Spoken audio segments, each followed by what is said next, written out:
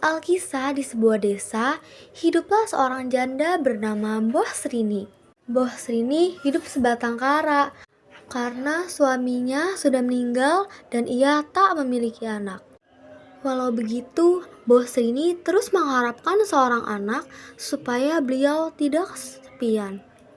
Pada suatu ketika, Mbah Srini bermimpi didatangi oleh sesosok raksasa di hutan. Raksasa itu menyuruh Mbah Srini datang ke hutan dan mengambil bungkusan yang ada di balik pohon. Mbah Srini terbangun dari tidurnya. Dia termenung dengan ucapan raksasa yang ia temui di alam mimpi. Karena merasa mimpi itu adalah pertanda mukjizat, Mbah Srini segera pergi ke hutan. Dia datang ke balik pohon tempatnya biasa mencari kayu bakar untuk kehidupan sehari-hari. Namun, bukannya mendapatkan anak yang diinginkannya, Mbah Srini justru bertemu dengan raksasa berwarna hijau. Raksasa itu berkata, dia akan mengabulkan permintaan Mbah Srini, tetapi Mbah Srini harus memberikan imbalan. Raksasa ingin Mbah Srini membesarkan seorang anak, dan ketika anak itu berusia 6 tahun, raksasa akan mengambil dan memakannya. Srini pun menghampiri raksasa. Benar saja, sang raksasa menyuruh Mbah Srini menyerahkan timun mas. Tapi dengan cerdik, Mbah Srini justru berkata, jika timun mas masih terlalu kurus dan tidak enak dimakan. Mbah Srini juga menyarankan agar raksasa menunggu 2 tahun lagi. Raksasa pun mengiyakan ucapan Mbah Srini dan berkata dia akan datang 2 tahun lagi.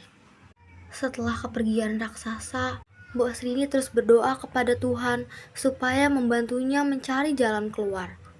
Doa Mbah Srini pun terkabul. Melalui mimpinya dia bertemu seorang petapa di gunung. Mbah Srini segera menyuruh Timun Mas mencari pertapa yang ada di mimpinya itu. Timun Mas segera mencari pertapa.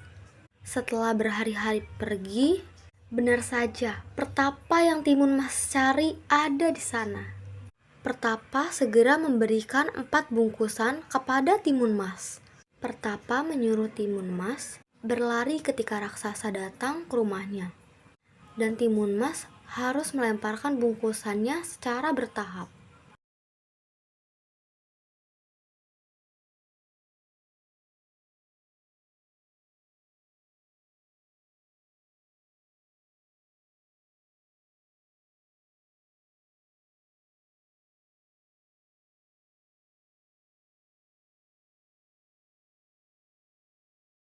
Mbok Srini pun menyetujui ucapan raksasa.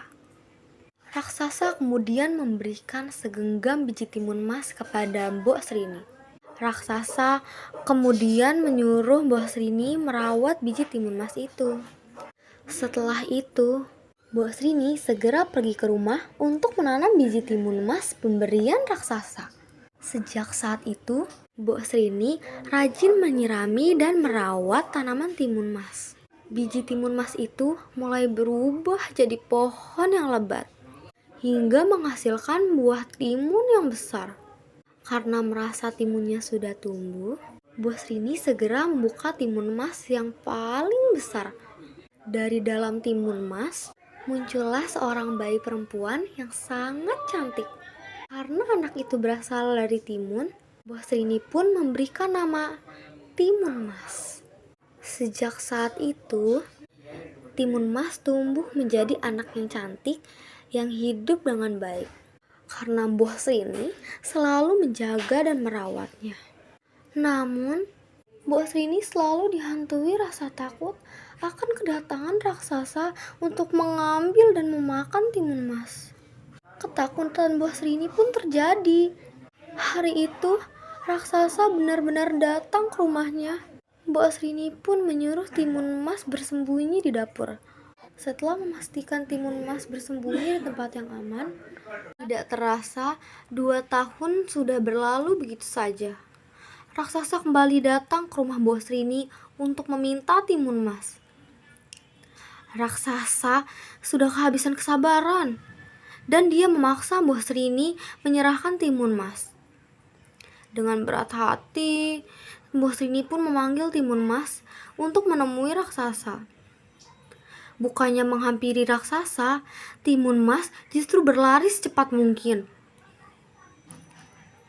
Timun Mas segera melemparkan satu bungkusan pertama yang ternyata berisi biji timun. Kemudian biji timun dilemparkan ke arah raksasa.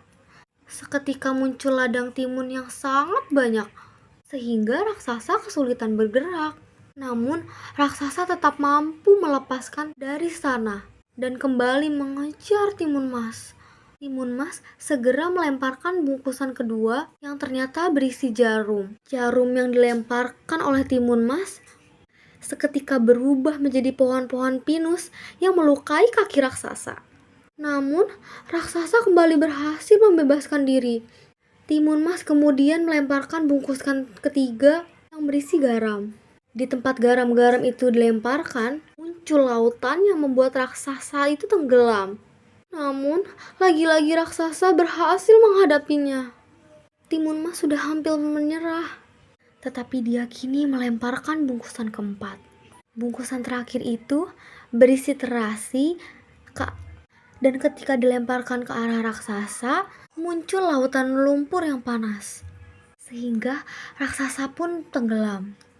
Timun Mas segera kembali ke rumah tempat tinggal Mbok Sri. Timun Mas segera kembali ke rumah tempat tinggal Mbok Srini. Ketika dia sampai di sana, dia bisa melihat Mbok Srini sedang menangis. Mbok Srini pun segera memeluk Timun Mas. Sejak saat itu, Mbok Srini dan Timun Mas pun hidup bahagia selamanya. Selesai. Tak terasa hari ini hari dimana Timun Mas sudah menikah. Ia sudah memiliki laki pendamping hidupnya.